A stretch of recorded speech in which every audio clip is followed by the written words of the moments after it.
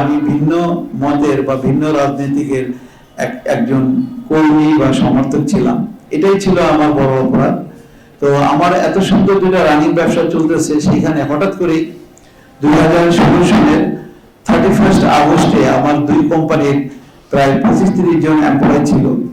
তারা দোকানদারি শেষ করে যখন নাকি বন্ধ করে বাসায় চলে যায়, 2016 সালের 1 সেপ্টেম্বর যখন তারা আবার দোকানদারি করার জন্য আসে, তখন দেখা যায় আমাদের দোকান দুটো তালা দেওয়া, মানে আইডিবি কর্তৃপক্ষ নিয়াজ খানের নেতৃত্বে দোকান দুটোর উপর তালা লাগিয়ে দিয়েছে।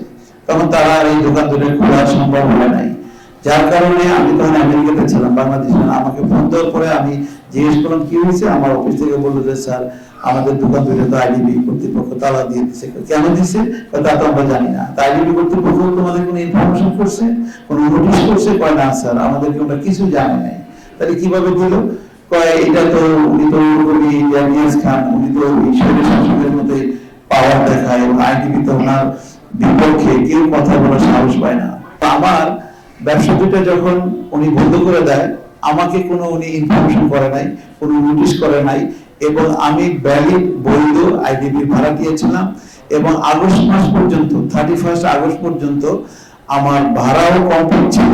আমি কোনো ডিফল্টার না, এবং ডিফল্টার হইলেও যে আমাকে ইনফর্ম করতে হবে নিয়ম অনুসারে যে ভাই আপনি তো ভাড়া দেন না ঠিক মতো, আপনাকে এখান থেকে চলে যেতে হবে বা একটা নোটিশ করবে, কিচ্ছু করে নাই। একদম ক্রস ফায়ারের মতো, যেমন ওই সময় যেমন মানুষকে ধরে ধরে ক্রস ফায়ার দিত, ঠিক এটা হলো একটা বিজনেস ক্রস ফায়ার। এটা একটা নতুন অধ্যায়, যে বিজনেসে ক্রস ফায়ার হয়, যে একজনের বৈধ ব্যবসা, এই ধরনের একটা প্রতিষ্ঠান সেখানে চলতেছে, বিনা নোটিশে বিনা কারণে বন্ধ করে দেয়। এর পিছনে আমরা যেটা অনুসন্ধানে পেয়েছি, যে আপনারা জানেন যে ওই স্বৈর শাসকের একজন প্রভাবশালী মন্ত্রী আছে, যার নাম হলো শাহজাহান খান, মাদারীপুরের বাড়ি। তাই এই যে নিয়াজ খান, উনিও মাদারীপুরেরই বাড়ি।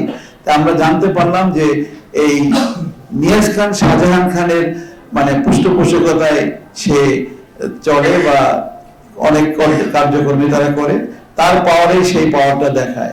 এইভাবে বিনা নোটিশে বিনা কারণে একজন বৈধ ভাড়াটিয়াকে তার বিজনেসকে রাতের অন্ধকারে তালা মেরে উচ্ছেদ করা, এবং তাকে আমার যেই ক্ষতি, আমি প্রায় 27 বছর কম্পিউটার ব্যবসা করি, তার মধ্যে আইডিবিতে 18 বছর, একটা না, কন্টিনিউ 18 বছর দুইটা ব্যবসা, টোটাল ব্যবসা ওই সময় পর্যন্ত 16 সাল পর্যন্ত 27 বছর। তাই আমার সেই 18 বছরের রানিং বিজনেস সে বিনা নোটিশে বিনা কারণে উচ্ছেদ করে। 5 আগস্টের যেই পরিবর্তন হয়, এই পরিবর্তনের পরে আমি দেশে এসে প্রকাশ্যে, তখন আমি ওই আইডিবি নিয়াজ খানের বিরুদ্ধে আমি একটা আর্জি করি, মামলা করি, শেয়ার মামলা। সেই মামলাটা এখন পিবিআইতে তদন্তধীন আছে। এখনো সে পাওয়ার দেখায়। এখন ওই আইডিবিতে 155 জন ব্যবসায়ী আছে, কেউ নিয়াজ খানের বিপক্ষে কোনো কথা বলতে সাহস পায় না।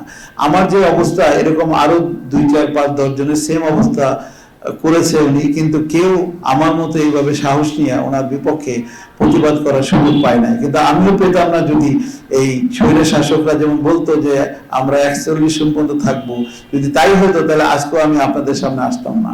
আরো আশা বোধ করি যে আমাদের যে মাননীয় প্রধান উপদেষ্টা ডক্টর ইউনূস স্যার, উনি এন্টারপ্রেনার যারা ব্যবসা করে তাদের প্রতি ওনার একটা খুব বক্তব্য শুনি যে এটা ভালো দৃষ্টি আছে। তাই আমি একজন এন্টারপ্রেনার ছিলাম, ব্যবসায়ী ছিলাম, আমার ব্যবসাটা এইভাবে বন্ধ করে দিয়ে আমাকে ক্ষতিগ্রস্ত করা হয়েছে।